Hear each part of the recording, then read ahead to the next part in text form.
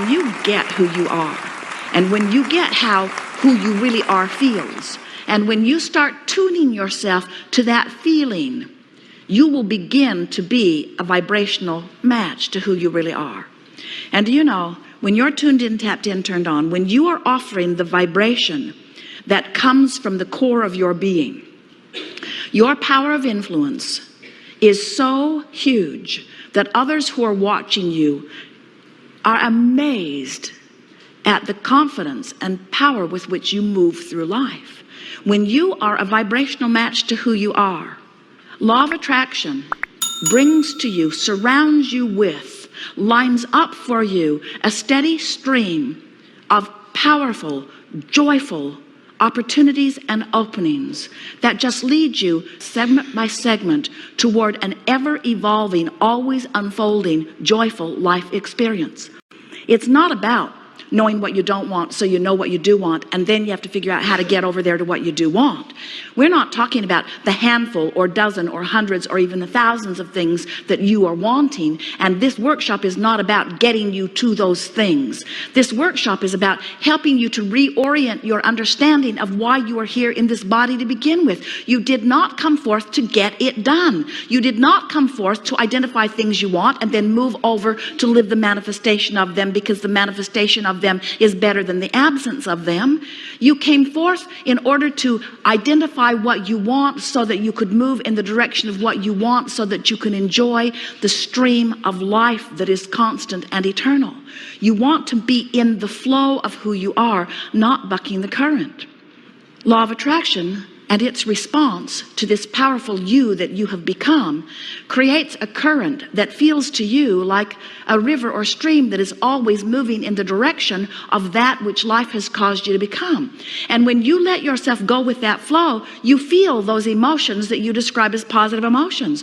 But when you're turned upstream in opposition to that current, you feel it in your body. You feel it in every fiber of your being. You feel it because you are not letting yourself be who you are. And that contradiction in energy tears you apart. It makes you miserable. It messes up your body. It ruins your life to some degree. It keeps you from being who you are. Now, when you croak, of course, that all ends, because when you croak, we love that disrespectful word. Since there is no death, we try to be as disrespectful of it as we can, of your idea of it as we can.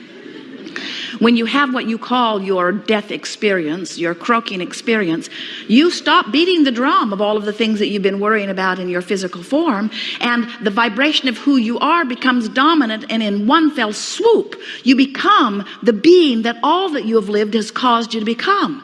But we are wanting to submit to you that you do not have to croak to have that happen. You can stay right here in this physical body, and you can moment to moment, day by day, by caring about how you feel, tune yourself to the vibration of the center of your being. And as you tune yourself to who you really are, then you will begin to understand how good life feels and how good life is supposed to feel for you. It is supposed to feel good. We want you to understand the power of this river and the fact that it's not Disneyland and we cannot turn this river off. You set your river in motion long before you got forth into this physical body. And this river has been moving very fast since you've been in this physical body. And every time you know what you don't want, you make the river go a little faster by offering the rocket of desire about what you're wanting.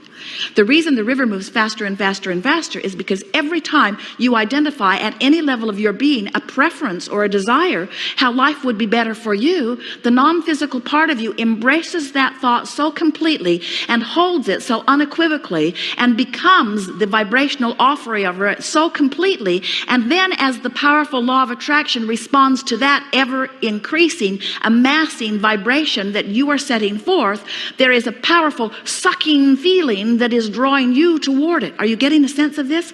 We're trying to get you to understand how fast this river is moving and how important it is that you let yourself go with it. When you let yourself move in the direction of who you've become, you feel the ease of going with that flow. And when you turn in opposition to it, you feel the dis-ease of not allowing yourself to go with the flow. And every emotion you feel is about simply that. Whatever you're living, whether it is about your body or whether it is about your relationship or whether it is about your money, no matter what it is about, whatever you're living is only a temporary, in the moment indicator of your temporary, in the moment vibrational offering. That's all it is. The only problem is you don't know that your vibrational offering is temporary because you've been speaking those words for so long, they're stuck in your vibrational craw. You've been telling the same story for so long, you don't know any new stories. Somehow you got convinced that you should tell it like it is. Now let's play that over, what we were just saying. Tell it like it is. Your mother says, tell me the truth of what is. So you say, I don't have enough money, I don't have enough money, I don't have enough money, I hate you, I hate you, I hate you, I hate you, I don't like what you're doing, I don't like what you're doing with my money, I don't like what you're doing with my government, I don't like what you're doing. We're making a point here, and we know it's getting annoying to you, but we want you to understand that you got to tell a different story. Did we make a point with you about these 2 points of vibrational offerings that are going on? There's the larger you, and then there's the physical you. Do you get that? Do you believe it? Do you understand that you are this source energy being? So listen to the difference in the drums that are being beat. I don't have enough money, I don't have enough money, I don't have enough money, I don't have enough money, I've never had enough money. There's plenty of money, the money is here, the things are lined up, the resources are in place, circumstances of event have been arranged, the money is here, the money is here, look over here, look over here, look over here, look over here, look over here.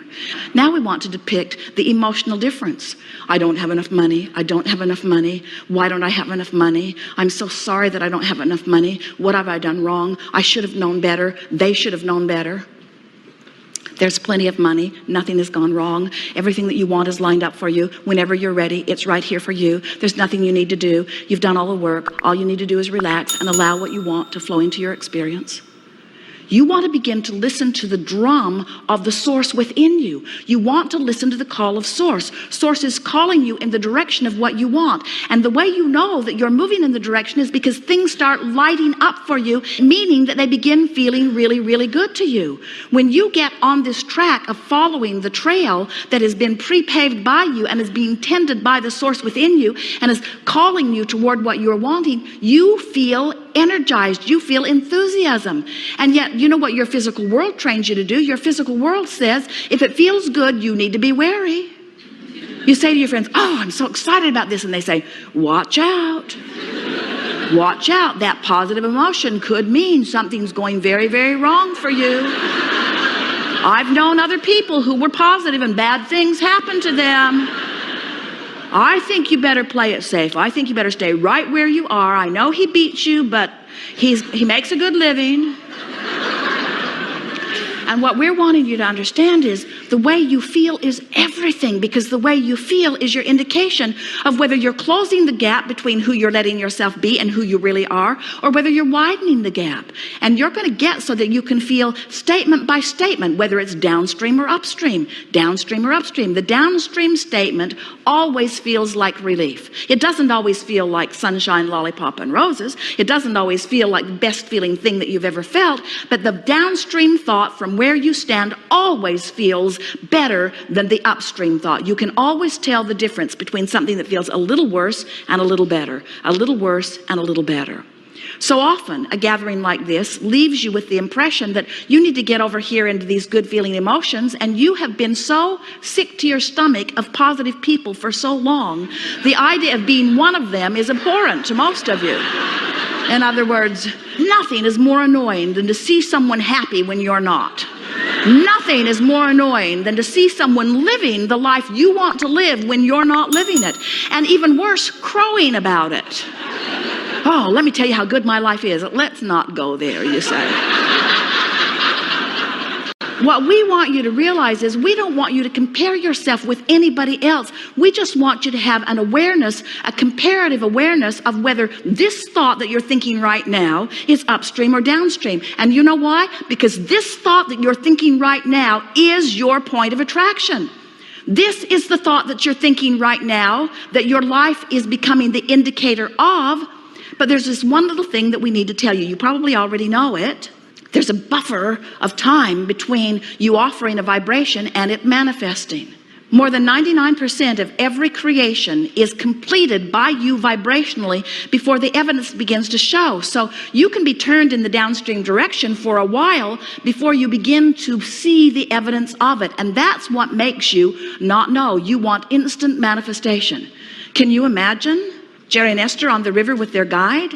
telling him, oh, we like instant manifestation, so we don't want to take all the time to ride down the river. Put our boat back on the bus. Let's drive down the canyon, be a lot faster. Put it in a few hundred yards from where we're going to take it out. We'll just be done with this. And he would say, I thought you wanted to ride on the river. And that's what we want you to understand. You want this ride on the river. You want to discern contrast. Oh, you think that if you had the choice, and you did, but you think that if you'd had the choice from this physical experience, and good thing you didn't, you'd think that if you had the choice, and you did, that if you came forth into this physical experience, that your nest would be so feathered that it would be full of all of the things you want, and there would be nothing in your environment that would even get your attention a little bit that would make you feel bad. Many of you as parents try to do that for your children, and you deprive them temporarily of the contrast that they came to live. You said, I'll go forth into the contrast, and from it, I will be able to discern what I prefer, and that will be a wonderful thing, because when I know what I prefer, I'll hold it in my vibrational countenance, and then the law of attraction will bring it to me, and then I'll have a new platform from which to prefer, and I'll hold it in my vibrational countenance, and the law of attraction will bring it to me. So from this buffet of life, I will extract from it the things that I most prefer, and out of it, I will carve out the perfect life for me from my personal perspective. But instead, you got here, and there were so many other dysfunctional people around you who had already lost sight of their own guidance system, who said to you, most of you, I am a very conditional lover and liver of life, which means good conditions make me feel good, but bad conditions make me feel bad. So these are the rules for the good conditions that I need to extract from you. And since you're in my life, I'll be looking at you quite a lot. Since I am your employer, or since I am your mother, or since I am your father, or since I am your teacher, I have been assigned the task of looking at you. And when I look at you, I want to feel good, which means you need to perform in ways that make me feel good. I don't want you to be selfish.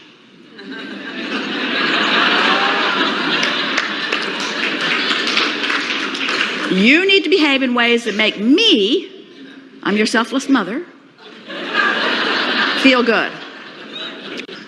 And if I see any of those things that make me feel bad, you will be in such trouble.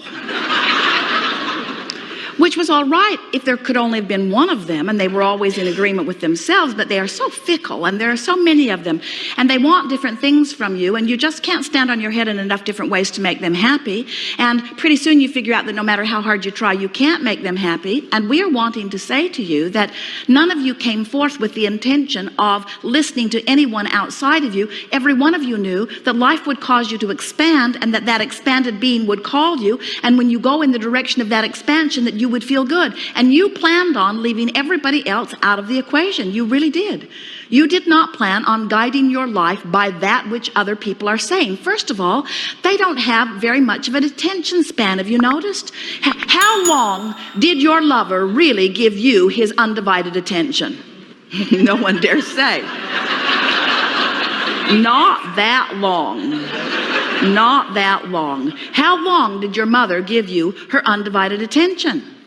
Not very long.